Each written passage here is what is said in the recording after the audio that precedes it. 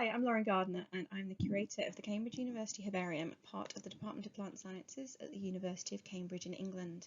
I'd like to show you a glimpse inside this extraordinary but poorly known herbarium via a couple of animated slides and briefly outline the collection's current situation.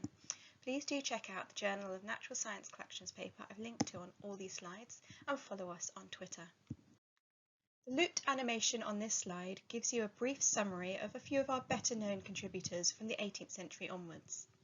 Founded in the mid-18th century but with specimens dating back at least to the start of the 1700s, the collection is thought to contain approximately 1.1 million specimens.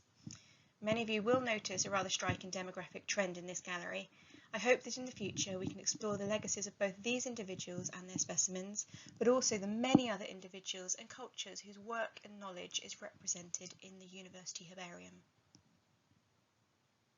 Here I have included a selection of particularly interesting 18th and 19th century specimens, but it's worth noting that we have hundreds of thousands of specimens from the 20th and 21st centuries too. Some highlights include several thousand early 18th century specimens, including some with notes on their local medicinal uses. Nearly 1,000 specimens collected by Charles Darwin, the largest collection of Darwin's plant specimens in the world. A substantial collection of mostly unpublished botanical illustrations, as well as wall charts, an archive and an important botanical library. And one of our biggest separate collections is the 58,000 sheets in the John Lindley Herbarium, many of which are type specimens, many with original artwork attached. In all, we have an estimated 50,000 type specimens, most of which are undesignated and undigitized. Unfortunately, currently only a tiny number of our specimens are on GBIF or JSTOR plants. We were not part of major projects like the Global Plants Initiative or ReFlora. The herbarium is now housed in the basement of the Sainsbury Laboratory, Cambridge University.